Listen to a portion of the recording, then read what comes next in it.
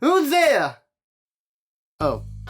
Dude, I'm sorry I picked the GoldenEye review over Pikmin 3, but I thought we'd agreed to do this next January.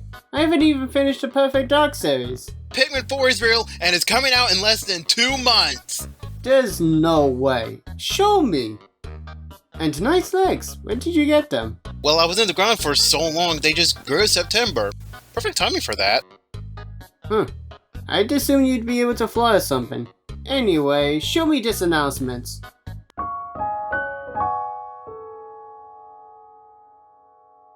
Well, since we finally got some sort of a reveal for Pikmin 4, I think it's a good time to finish up with the rest of the games. Which means yes, the Perfect Dark series will be put on hold until then.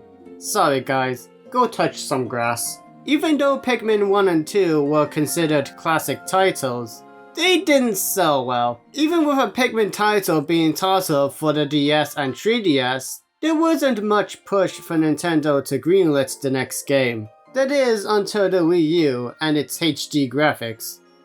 Which could have happened earlier if the Wii had them. Just saying. And so, in 2013, we finally got Pikmin 3. I don't really have much of a history with this game.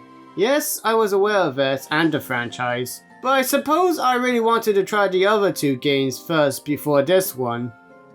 Then I got it later. Please tell me you have a more interesting history, Pikmin Legs. My history with Pikmin 3 was an exciting one. Back when the 3DS eShop was around, I saw the trailer during Nintendo's E3 2012. I was hyped beyond belief, and come Christmas 2013, I got the Wii U and Pikmin 3. So, after 9 long years of no new Pikmin games, besides the Wii ports, is this third entry any good? Assuming you didn't check the end of the video for the answer, let's find out together. The story begins on a planet named Kopai, where, due to overpopulation, the food supply is running low. After sending sparrows out to look for food, one planet has a bountiful supply, and so 3 explorers are sent out to retrieve the food. However, in Pikmin tradition, something always goes wrong. The ship starts malfunctioning, and the crew is ejected from the ship, and they all land on the planet PNF 404. 404? Like, Pikmin 404? Pikmin. We're home. After the cutscene, we first meet up with the captain of the group, Charlie, who lands up in a tundra. We get taught about the camera, and then he sees some yellow Pikmin. After some time in the cave, Charlie is attacked by an unseen creature and is never heard from again. Next, we meet the engineer of the group, Alf, and here's where we meet the red Pikmin. After getting taught how to lock onto objects, we free a newly designed onion. From here, it's your typical Pikmin gameplay. Ring up the onion, build bridges, and push in cardboard boxes. Here we are introduced to a brand new mechanic, charging. Gone is the swarming and replaced with charging, which I think is a welcome change. After breaking down a dirt wall, Alf finds the ship and gets in touch with the botanist of the group, Brittany. But sadly, they're cut short and set off to find her tomorrow. I do wish we knew what happened with the ship, but whatever. Story's pretty good, and it's a nice idea to start the game with no Olimar. Anyway, the gameplay is like the other 2 Pikmin games. Throw Pikmin to attack enemies and collect tins, 15 minutes before the day is up. You probably know by now. I suppose the first big differences we should talk about are the controls. Thankfully, you can still use the Wii Remote on Nunchuk, which is how I played the game, but you can also play with the Pro Controller and the Wii U gamepad. The first time I played this game, I used the gamepad. And I don't know how or why I beat the game like that. Well, you do get a map on there, which is pretty handy. You can look all around and use the TV for a higher quality view. Is the world all really rendered all at once? I probably have PS1 Spyro on my mind right now. And later, you can even use the Go Here function to make a captain automatically go somewhere, while you switch to another and do something else. This is great for multitasking, but I'm getting ahead of myself.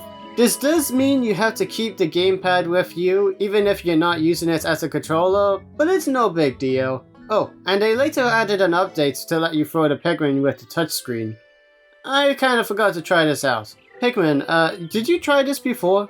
Well, I did try it out once, but I was so used to the Wii Remote and Nunchuck from 2 that it's my preferred way to play. Huh. The controls themselves are different too. Like 404 said, instead of this little tin where you can move the Pikmin around you, you have this charge attack for when you lock onto tins. Oh yeah, you can lock onto tins. This is a good idea. Makes using a huge amount of Pikmin at once a lot easier, especially when you don't have to worry about your surroundings as much when doing so. It's 442. Viewers, comment Pikmin's real name. 442 or 44? Returning are the usual reds, yellows, and blues. Purple and whites are in the game, but more on that later. Reds have their usual stuff, being resistant to fire and damages enemy more, yellow being thrown higher and resistant to electricity, and thank goodness that electricity can no longer kill Pikmin.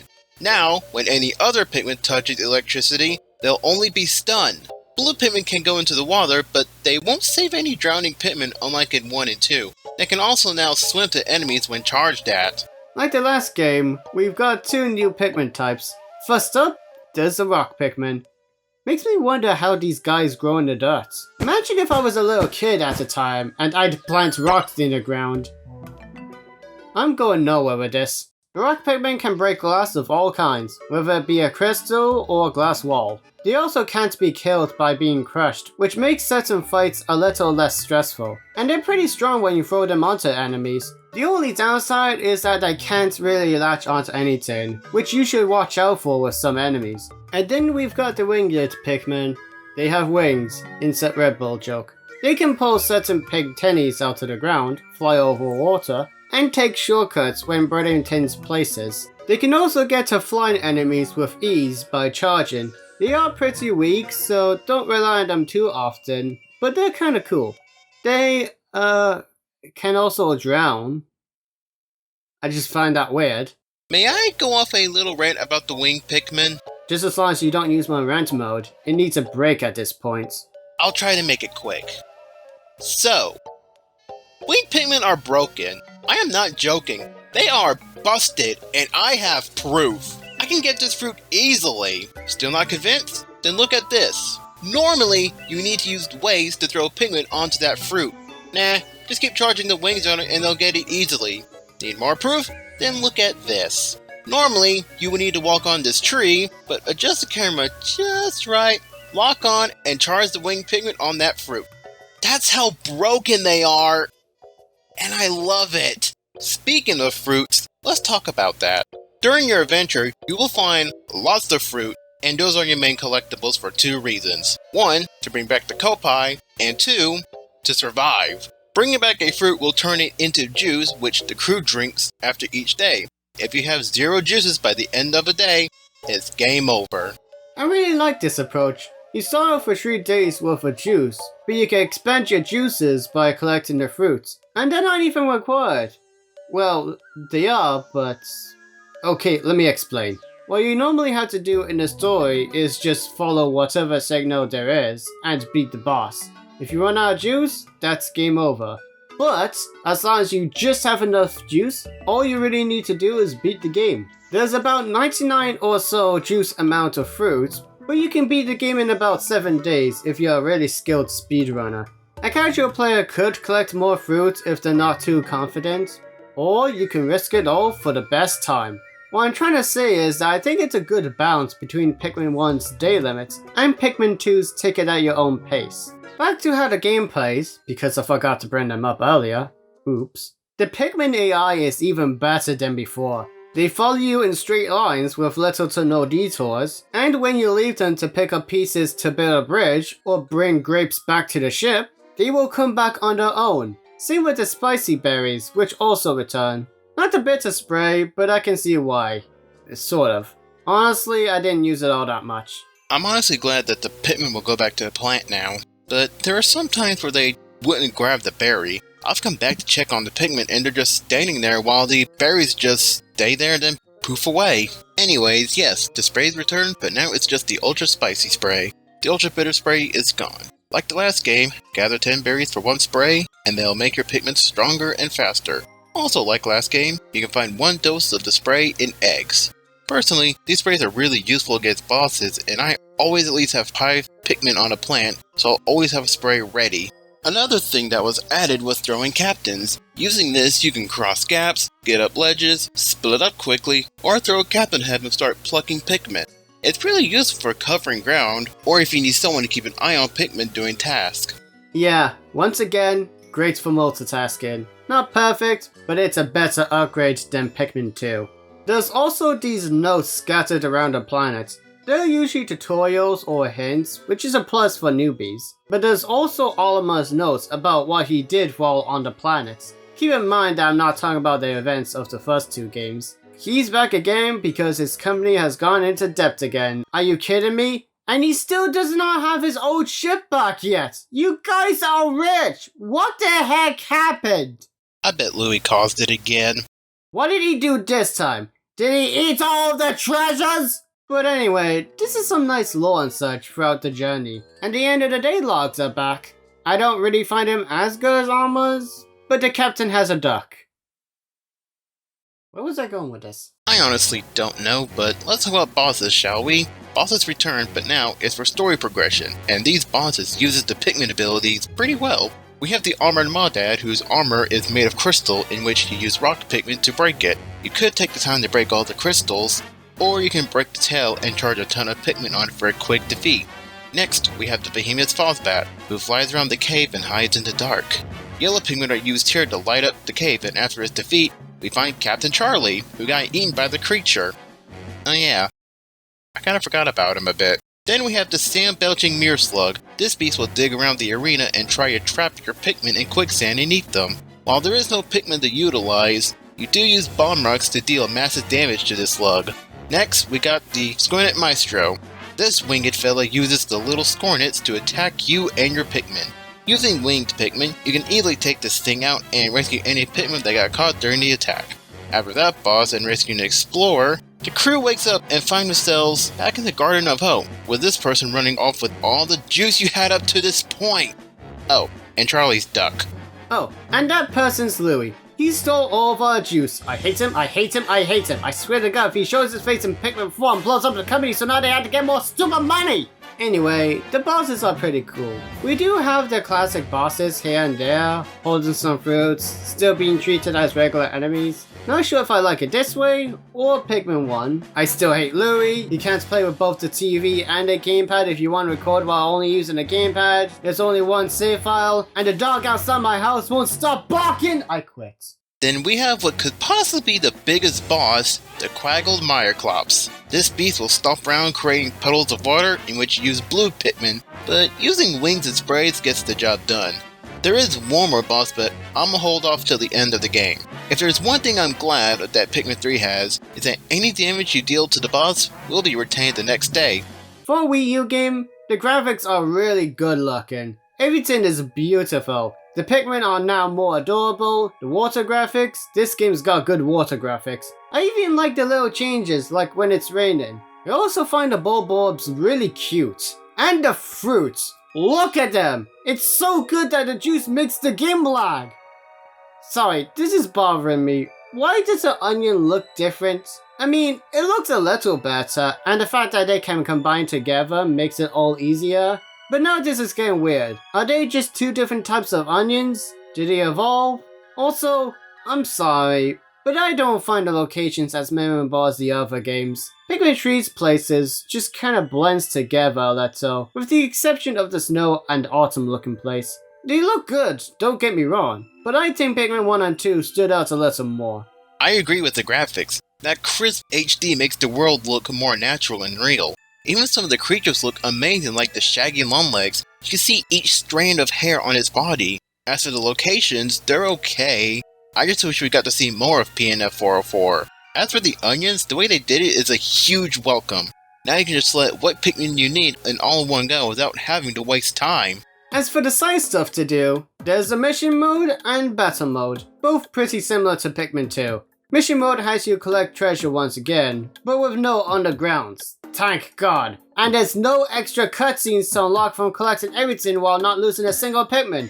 Thank God! I'm still recovering, leave me alone. It's alright, I think it's a bit better than 2. The mission modes also have you defeat enemies, as well as a boss battle mode with preset Pikmin. And they all have well, had DLC, which is, nice I suppose. It's also the only time where you play as Captain Olimar and Louis, as well as using the purple and white Pikmin. I would question why they weren't in the main adventures, similar to Tails in SA2, but I can see why. It's also the only time where you could do co-op, which is very nice. As for the battle mode, it's pretty fun. I only played a little bit of battle mode in the second game, so I don't really know how it compares, but it's still fun. Why do you have to unlock levels here? May I say how badly purple and white Pikmin were treated in these modes? So, do you remember how overpowered the purples were in 2, Retro? Yeah, they kinda were. The rock Pikmin are like half that, actually. Well, in 3, they removed the purple's ability to stun enemies and home in on them a bit. The only thing they kept was their main ability to carry 10 times their weight. Got even worse for the whites. There's no poison geysers, even though there is data for it, and after doing some research, their poison attack after being eaten is weaker. They don't even dig fast. That was given to the yellow Pikmin. Huh. Point taken. So, you've recaptured Louis, got enough fruits to last however long you need. Time for the ending. Turns out that Olimar has been captured by this gold monster blob, who has taken a real shine to him. So after a really quick defeat, you've got to bring Olimar back to the ship. But it turns out that the blob is pretty much invincible. So you've got to stay ahead of it while clearing a path for yourself. Which isn't easy when something's slowly chasing you. And after all that, you fight it. It's got all the abilities you've got to counter with the right Pikmin type. Pretty much like the Pikmin 2 final boss. Except the electricity is not an instant kill. After all that fighting, he finally leaves Olimar alone, we get the key back, and it's back to our whole plans where we get to see the credits. And a little sneak peek of Pikmin 4, it's Pikmin 3 Deluxe, but we'll get to that. Just like in Pikmin 1, there are different endings you can get depending on how many fruits you get. On my playthrough, I got all 66 fruits. The narrator tells us how the Copites will use the seed to start a new food supply under the crew's guidance, and asks what caused the SS Drakes to malfunction. What about you, Retro? 66 fruits. I may be slow when it came to Perfect Dark and GoldenEye, but I know my way around the Pikmin garden. I beat Pikmin 2. I should earn a gold medal. Do you have any 7-Up? I need a moment. And that was Pikmin 3! I'm fine now, by the way. Thanks for asking. What do you think of it? It's pretty good. The whole game looks better, plays better. It plays better. Honestly, again, it's a really good balance between Pikmin 1 and 2. If you were to start with any of the trilogy, start with this one. I know I don't have much to add, but it really is good and worth a shot. I really enjoyed 3 back on the Wii U. It brought back the memories to when I first started playing Pikmin 1. The gamepad was fun to use, planning out each day, and overall, I'm glad I got the chance to play it back in 2013. After Pikmin 3 came out, there were some updates that got added like Retro mentioned, and DLC was added too. But if you wanted to get the DLC, it isn't possible anymore. However, in 2020, the game got a release on Switch with all the DLC. The Switch version is the one I played before this review, and there were some stuff that was added. Standing by the Drake will call all the Pikmin back to base. There's a difficulty setting like easy, normal, and ultra spicy mode. This mode is tough, but still beatable. You can only play this mode by either beating the game or beating the demo to get it early. This mode gives you less time on the planet, less juice from fruit, and the maximum Pikmin you can have is 60. So, if you're up for a challenge, then go for it. There's also a new mode called Side Stories. There, you get to see what Olimar and Louis were doing before and after the main story. Forget what I said earlier. Get this version. The graphics are about the same, not gonna lie. The controls are a little bit better, minus the whole recentering the Joy-Cons every few seconds. Again, the new features like calling all of the Pikmin back, which I could have used at times. You can charge one Pikmin type at a time, which helps out a lot more than you may think. You can see some stuff a lot better actually, since you're not restricted to a Wii U gamepad. And there's even 2-player co-op mode for the story mode. Now this is the best way to play Pikmin. Assuming the person you are playing with knows how to play the game. You see that? You over here. You're supposed to go here. Okay. So See? that way. You see? No, not the other way. The other way. Okay, you see where? Okay, see where my icon is. Even though what it's. Okay, there's a. To the No, right. not the Not bridge. that way. Not bridge. Stop at the bridge. That way. There. Wait. Okay. I do think the difficulty is a little too easy. There was a bigger difficulty jump with the bosses on the Wii U, but now they're painfully easy. Keep in mind, I've only played the normal mode's difficulty. Okay, updates. I just found out that the normal mode is the easy mode, and the hard mode is the original mode. So, ignore what I said about this game being easy. I'm a dum-dum. The Olimar side story is a little underwhelming, not gonna lie. It's pretty much an easier version of Mission Mode, but it's cool. It plays through the events of Pikmin 3 as Olimar and Louie collecting treasure up until the end of the game. There's also a second part showing the events after Pikmin 3. The boss sends him back to collect pieces of the company's ship. Olimar should really find work somewhere else. He misses his family, he's been sentenced to die so many times, he barely gets any holidays. He's not even good pilot! Anyway, with this one, you had to collect Pikmin, defeat enemies, collect treasure, dude! And bring some of the pieces back, which is very nostalgic, especially with the second last mission having a music remix of the final trial. I do wish the whole thing was done a bit better. You know, no D limits, but the faster you do it all, the more points you get. Make it a little more different at least. I do like this point where Olimar and Louie supposedly had a fight, and they both make up. Aww, I still hate him though. Anyway, get this one. So, what now? Pikmin 4's coming out in July. Wanna get some pizza? I know a place. Ooh, sounds good. I'll bring my 3DS. Ooh, maybe we could play some Hey Pikmin while we're at it. No. No! You can't! It doesn't even have multiplayer!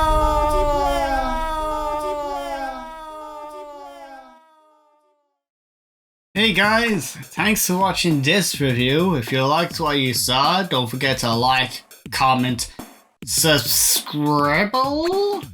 Maybe you want to subscribe? I don't know. Please tell me you've already subscribed. You haven't? Then do it. Really sorry about how long this one took as well. I got a lot of stuff happening at the same time, so I wasn't able to focus on it. And, oh yeah, I got a new Patreon supporter.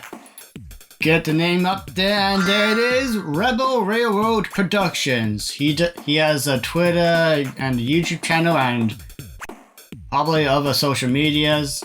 I'm pretty sure he's not a railroad. It could be a train though, I don't know. But anyway, he's a really great guy, so yeah, thanks Rebel. Or Roads. I'm gonna call you Rocky Roads. Okay, so thanks for watching this video.